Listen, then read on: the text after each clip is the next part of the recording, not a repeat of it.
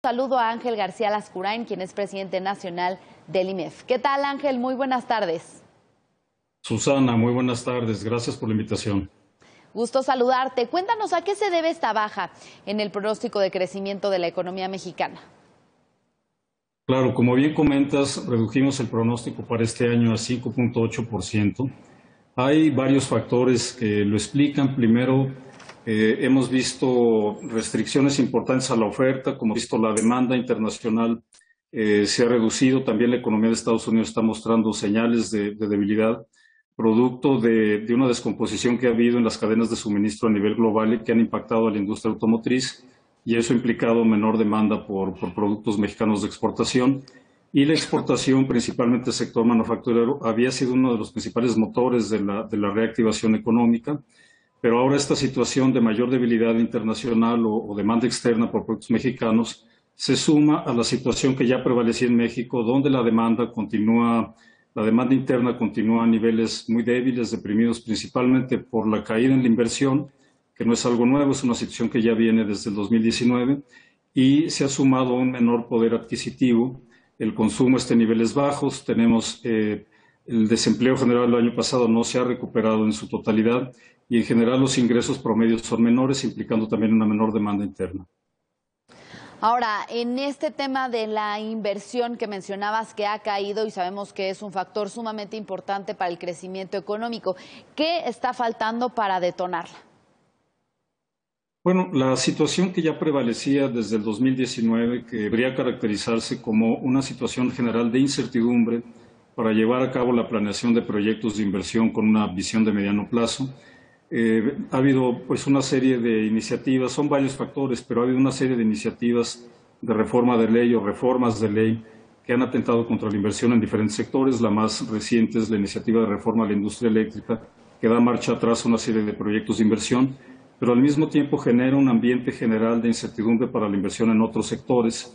Me parece que tendría que haber un cambio en la narrativa gubernamental respecto a la importancia de la inversión privada como detonadora de crecimiento, detonadora de empleos bien remunerados. Tendría que haber también mayor certidumbre respecto a la continuidad del Estado de Derecho cuando hay cambios en la legislación que ya estaba vigente, que ya habían sido contratos que ya habían sido aprobados, pues genera dudas sobre la estabilidad en el Estado de Derecho hacia adelante, y eso también provoca incertidumbre sobre la inversión. Y a lo anterior se suma pues la menor demanda interna producto de un consumo más debilitado. Ahora, la inflación sigue al alza y no es solamente un tema local, sino que lo vemos a nivel global. ¿Cuáles son las principales presiones inflacionarias que se reflejan en la encuesta? Claro que sí. Como bien comentas, no es una situación privativa de México. El crecimiento de los precios en México, incluso ya estamos llegando a niveles similares a los que tiene Estados Unidos, pero en la parte alta ambos países están a niveles superiores al 6%. Y hay una serie de factores inéditos producto de la crisis que se vivió global el año pasado como resultado de la pandemia. Primero hubo un shock de oferta a nivel global, restringiendo la oferta de muchos productos con las restricciones sanitarias. Posteriormente vinieron shocks de demanda conforme las campañas de vacunación fueron avanzando, se fue reactivando la demanda, pero las cadenas de suministro pues habían interrumpido, y eso ha generado una serie de distorsiones en la proveeduría de productos y servicios en cadenas de producción y de distribución globales que han impactado a los precios de diferentes productos. Han subido también de manera importante precios de materias primas como el petróleo, que está en niveles muy elevados, producto también de este crecimiento muy acelerado de la demanda en los últimos meses. Y hacia adelante hay varios escenarios, ¿no? Hay escenarios más optimistas que hablan que cuando se reequilibre la oferta y la demanda, los precios volverán a tomar un curso más digamos, de menores niveles de crecimiento. Hay otras visiones que hablan de que ya se podría estar generando el riesgo de una inflación inercial hacia adelante, con lo cual tardaría más tiempo en reducirse, ¿no? Pero en general son distorsiones globales en las cadenas de suministro lo más importante. Y bueno, ante esta situación sabemos que los bancos centrales pues han tenido que volverse más restrictivos. ¿Qué se espera de la hoja de ruta del Banco de México?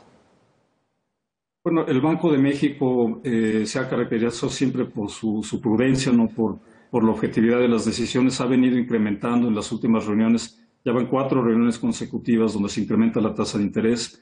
En términos generales, se espera que este ciclo restrictivo de la política monetaria continúe, dados los escenarios de inflación que vemos hacia adelante. Es de esperarse que continúen los aumentos en las tasas de interés hacia el próximo año. Y finalmente, ¿qué nos dices del tipo de cambio, Ángel? También sabemos que hay diversos factores que lo están presionando. Sí, el tipo de cambio, la estimación que tenemos nosotros, la más reciente es de 20.50. Hay factores temporales de oferta y demanda que hacen que haya variaciones un día u otro, pero en general no vemos nosotros un problema importante con la evolución del tipo de cambio. Pensamos que puede mantener dentro de rasgos aceptables durante el resto del año, incluso el próximo año también. Si no hay mayores disrupciones en otro tema a nivel macroeconómico, el tipo de cambio será relativamente estable. Bien, pues muchas gracias por el análisis. Ángel García Lascurain, presidente nacional del IMEF. Muy buenas tardes. Gracias a ti, Susana. Buenas tardes. Ahí tiene el panorama macroeconómico. Y especialistas del Centro de Investigación